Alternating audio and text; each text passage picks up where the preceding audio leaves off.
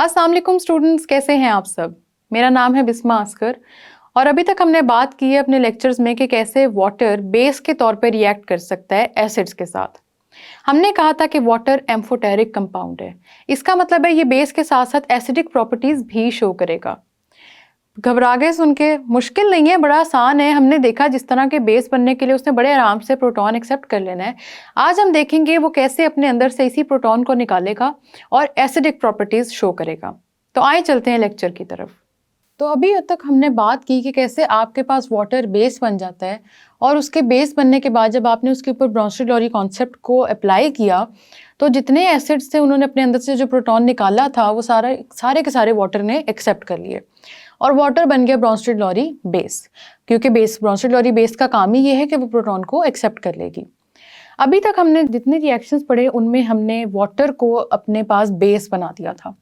हमने बात की थी कि वाटर एम्फोटेरिक है। अब ऐसा तो हो नहीं सकता कि मैं आपसे कहूं कि वाटर एम्फोटेरिक है और उसके बाद मैं आपको सही तरह से एक्सप्लेन ही ना करूं।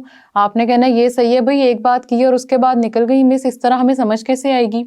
तो आपके लिए भी मेरे पास और भी रिएक्शंस हैं। जिस तरह सब पहले के 3 रिएक्शंस में हमने बात की कि वाटर बेस किस तरह से बनती है, तो अब के 3 रिएक्शंस में हम बात करेंगे कि वाटर एज एन एसिड किस तरह से रिएक्ट करती है।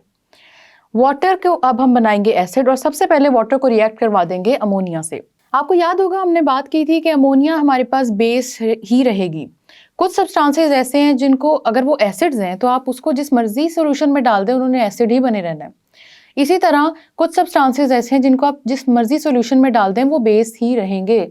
आप कहेंगे आपको कैसे पता लगेगा कि आइडेंटिफाई किस तरह से करना है।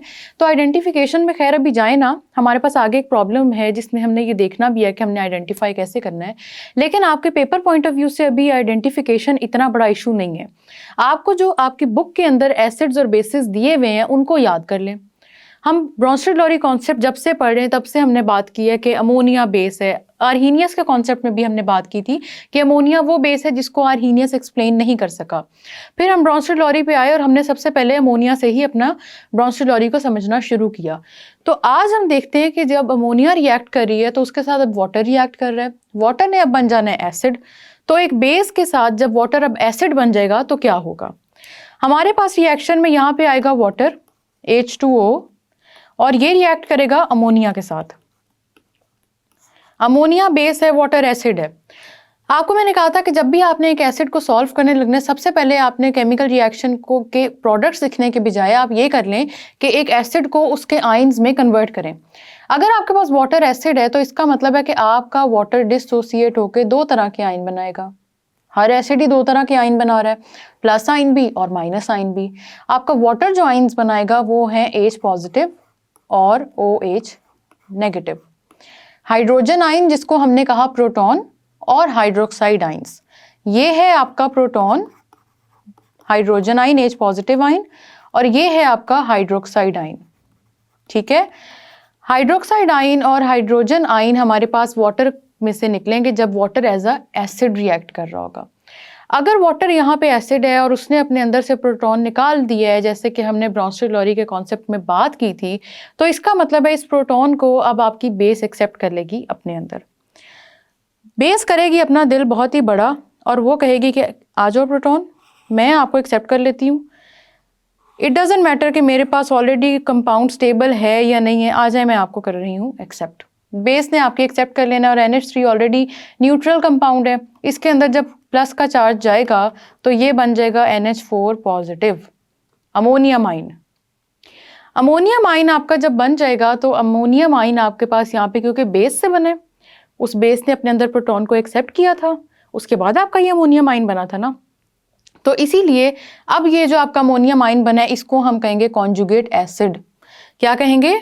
Conjugate acid. बात समझ आई कि आपके वाटर ने किस तरह से एसिडिक प्रॉपर्टीज दी है। यहाँ पे ये आपका बन गया कॉन्जुगेट एसिड और पीछे क्या रह गया? अमोनिया का रिएक्शन हो गया, उसने प्रोटॉन एक्सेप्ट किया था, आपके पास अमोनियम आयन बन गया।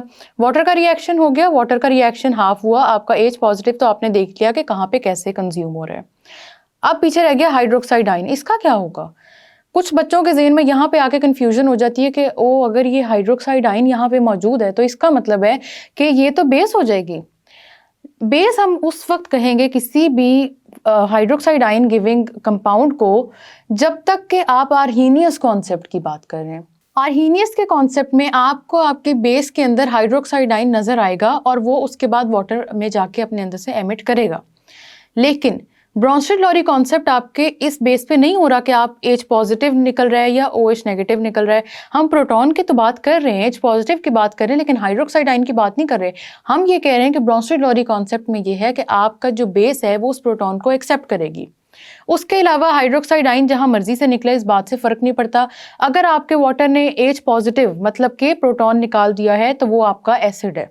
इस बात को याद रखना है बेटा कि आपका जब भी वाटर या कोई भी कंपाउंड अपने अंदर से प्रोटॉन निकाल देगा तो आपने उसको एसिड कंसिडर कर लेना है। वाटर अपने अंदर से हाइड्रोक्साइड आयन भी निकाल रहा है, तो इस तरह तो आप कहेंगे ये कंफ्यूजिंग सी प्रॉपर्टीज हो गई ना, लेकिन ऐसा नहीं होता। ये इस रिएक्शन के अंदर वाटर एसिड ही बना रहेगा। वाटर के अंदर देखें क्योंकि H पॉजिटिव भी है, OH नेगेटिव भी है, ये प्रोटॉन निकालने की सलाहियत भी रखता है, ये प्रोटॉन एक्सेप्ट करने की भी सलाहियत रखता है, इसीलिए हमने कहा इसको एम्फोटेरिक। तो वही कंपाउंड एम्फोटेरिक होंगे ना जो प्रोटॉन दे भी सकेंगे और प्रोटॉन ले भी सकेंगे। प्रोटॉन होगा तो देंगे और फिर प्रोटॉन लेने की सलाहियत होगी तो वो लेंगे। इसीलिए हम बात कर रहे हैं कि यहाँ पे वाटर हमारे पास एसिडिक किस तरह से रिएक्ट कर रहा है। वाटर के पास प्रोटॉन मौजूद है पहले, लेकिन उसने ये किया कि जब आपने इसको किसी स्ट्रॉन्ग एसिड के साथ डाला तो वाटर ने उस एक और प्रोटॉन अपने अंदर एक्सेप्ट कर लिया। ये तो वाटर का तब का रिएक्शन था जब आपने इसको किसी एसिड के साथ डाला। अब आप इसको बेस के साथ जब रिएक्ट करवाएंगे तो यही वाटर अब क्योंकि अपने अंदर से प्रोटॉन को निकाल देगा, बेस उसी प्रोटॉन को एक्सेप्ट कर लेगी। बेस ने उस प्रोटॉन को एक्सेप्ट किया, आपके सामने बन गया अमोनियम आयन। पीछे क्या चीज रह गई? Hydroxide ion. ज्यादा केमिकल रिएक्शन से डरने वाली बात नहीं है, जो चीज बच जाए उसको चुप करके लिखते हैं। अक्सर क्या होता है केमिस्ट्री के बच्चे जो होते हैं ना वो आता होता है उनको, लेकिन कंफ्यूज हो जाते हैं केमिकल रिएक्शंस लिखते हुए। उनको लगता है पता नहीं हम गलत तो नहीं लिख रहे। बेटा अगर आपको केमिकल रिएक्शन के अंदर नजर आ रहा है ना कि आपने आधी से ज्यादा चीजें प्रोडक्ट साइड पे पहुंचा दी हैं तो कंफ्यूज होने की जरूरत नहीं है, जो चीज बची है बस वो भी पहुंचा दो। क्योंकि आपको केमिस्ट्री मुश्किल लगती है, लेकिन देखें कितनी आसान है कि आपके जो चीज रिएक्टेंट साइड पे वही प्रोडक्ट साइड पे जाएगी। कोई नई साइंस नहीं होगी, कोई मैजिकली नई चीज नहीं उसके अंदर आएगी, वही चीजें होंगी। अगर आपको केमिकल रिएक्शन को समझना आ जाएगा तो आपको ये भी बात समझ आ जाएगी कि ये बहुत आसान होता है लिखना और फिर इसको समझना भी। तो कितनी को प्रैक्टिस लगेगी? 4 दफ़ा आप इसको लिखेंगे, 5 दफ़ा लिखेंगे, उसके बाद तो आपको अगर रिएक्टेंट याद है तो प्रोडक्ट लिखे जा सकते हैं। अगर प्रोडक्ट भूल जाते हैं, जो कि अल्लाह ना करे, लेकिन अगर आपको प्रोडक्ट याद है तो आपको रिएक्टेंट्स भी याद आ जाएंगे। तो हमने यहाँ पे डिस्कस किया कि कैसे आपके वाटर ने अपने अंदर से निकाला प्रोटॉन, और इस प्रोटॉन को निकालने के बाद वाटर बन गया एसिड, और वाटर के एसिड बनते ही जो हाइड्रोक्साइड आयन रह गया उसको हमने कह दिया कि ये कॉन्जुगेट बेस है। कॉन्जुगेट बेस किसकी होती है? आपके एसिड की होती है। नाम ऑपोजिट करने और साथ कॉन्जुगेट लगा देना, बस आपका कॉन्सेप्ट ब्रोंस्टेड-लॉरी का कंप्लीट हो जाता है। तो वाटर बना आपका एसिड, वाटर ने रिएक्ट किया अमोनिया के साथ। अमोनिया क्या है? आपकी बेस।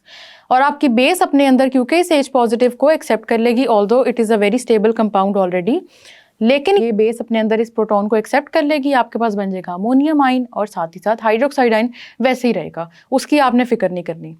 अब चलते हैं हम अगले रिएक्शन की तरफ। नेक्स्ट रिएक्शन हमारा ये है कि हमारे पास रिएक्ट कर रहा है water with carbonate ion. Water carbonate ion.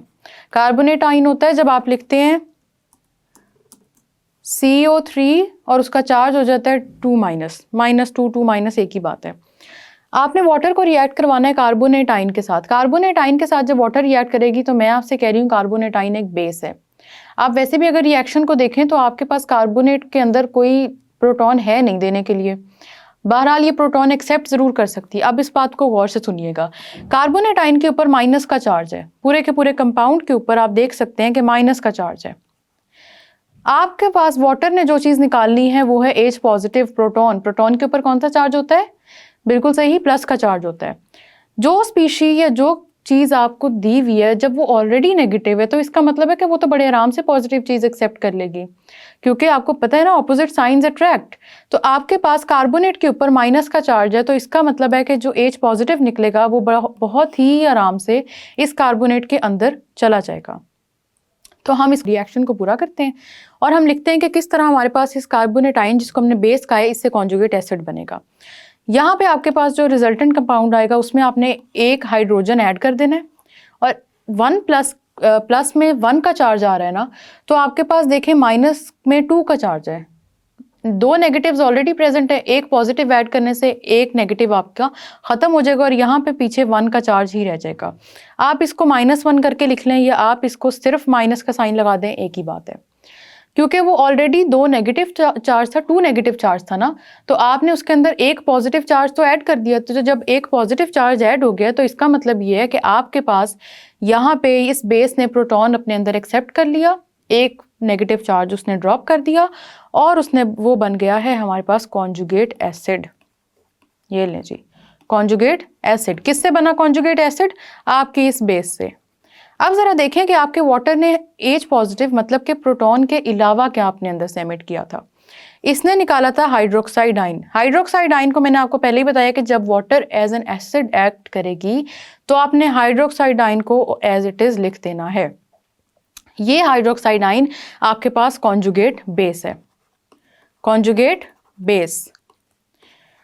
ठीक है बेटा, तो आपका एसिड कॉन्जुगेट बेस बना रहा है, आपका बेस कॉन्जुगेट एसिड बना रहा है। नाम ऑपोजिट कर देने, रिएक्टेंट साइड पे एसिड है, प्रोडक्ट साइड पे बेस लिख देना है। लेकिन एक रीज़न याद रखनी है कि एसिड क्योंकि प्रोटॉन निकालेगा तो कॉन्जुगेट बेस बनाएगा और बेस अपने अंदर प्रोटॉन को एक्सेप्ट करेगी तो कॉन्जुगेट एसिड बना देगी। तो आपने देखा कि ये कितनी इजी सी चीज़ थी। हम एवं इस पर डर रहे थे कि पता नहीं ब्रॉन्स्टेड-लॉरी कॉन्सेप्ट बहुत ही मुश्किल है। एक और रिएक्शन, आखिरी रिएक्शन, बस इसको सॉल्व करेंगे तो आपको समझ लग जाएगी सारे के सारे कॉन्सेप्ट की। और इसको सॉल्व करेंगे आप मेरे साथ साथ। हमारे पास, मैं कहती हूँ कि HCl है, वाटर का रिएक्शन हमने देख लिया। वाटर में हमने देखा कि एम्फोटेरिक किस तरह बनता है, बेस किस तरह बनता है, एसिड किस तरह बनता है।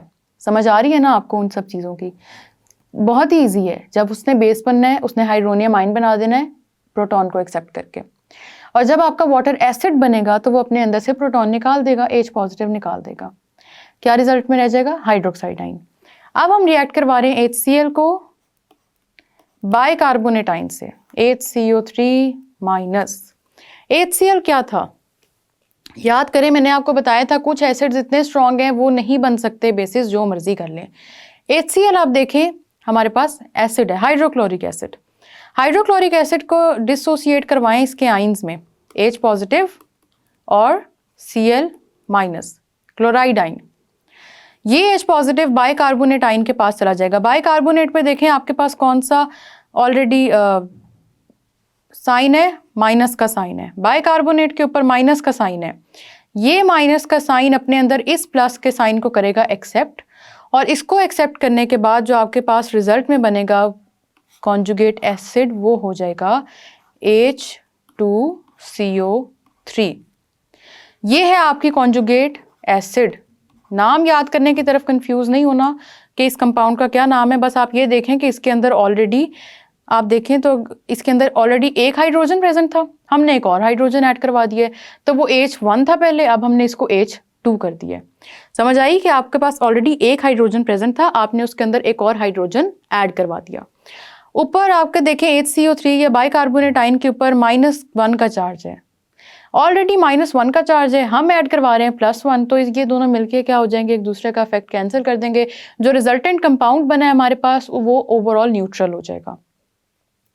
साथ ही साथ हमारे पास जो दूसरी चीज़ है, मैंने आपको बताया था कि आपके एसिड में से जो भी चीज़ निकल रही है, प्रोटॉन तो चला गया ना बेस के पास, तो जो दूसरी चीज़ है उसको एज इट इज़ लिख दो। क्यों खपना उसमें इतना ज़्यादा? Chloride ion. ठीक है, बात समझ में आई कि किस तरह से आपके एसिड ने जब बेस के साथ रिएक्ट किया तो हो सकता है आपकी बेस के ऊपर माइनस का चार्ज भी हो। माइनस का चार्ज होगा तो बस ये होगा कि आपका माइनस थोड़ा सा कम हो जाएगा, क्योंकि उसके साथ आप एक प्रोटॉन को ऐड करवाएंगे। प्रोटॉन क्या है हमारे पास? H positive. पॉजिटिव का मतलब +1 चार्ज, माइनस के चार्ज में प्लस का चार्ज ऐड करवाएं, +1 है क्योंकि, तो आपका -1 वैल्यू से कम हो जाएगा। तो आपके पास बेटा जी जो यहाँ पे फिर से कॉन्सेप्ट आया हमारे पास वो यही है कि हमारे पास जब एसिड ने रिएक्ट करना है, ब्रॉन्स्टेड-लॉरी कॉन्सेप्ट मेरे साथ रिवाइज करें, एसिड रिएक्ट करेगा बेस के साथ और बना देगा कॉन्जुगेट एसिड और conjugate base plus conjugate base. अब मैं आपसे पूछती हूँ कॉन्जुगेट बेस किसकी होती है और एसिड किसका होता है? आपके एसिड की वजह से बन जाएगी कॉन्जुगेट बेस, ठीक है। और आपकी बेस की वजह से बनेगा कॉन्जुगेट एसिड। ये चीज़ याद रखनी है। एसिड ने प्रोटॉन को निकाल देना है और बेस ने अपने अंदर प्रोटॉन को एक्सेप्ट कर लेना है। एक और चीज़ जो याद रखने वाली है वो ये है कि आपका ये सारा का सारा जो रिएक्शन है ये एक्वस सोल्यूशन में हो रहा होगा। तो जब भी आपने ये केमिकल रिएक्शंस लिखने हैं, आपने इसके साथ ये छोटा सा AQ लिखते हैं ना, जिससे ये पता लग जाएगा कि एक्वस सोल्यूशन में हो रहा है। एक्वस का मतलब होता है कि इन वाटर, वाटर के अंदर आपके ये सारे रिएक्शंस हो रहे हैं।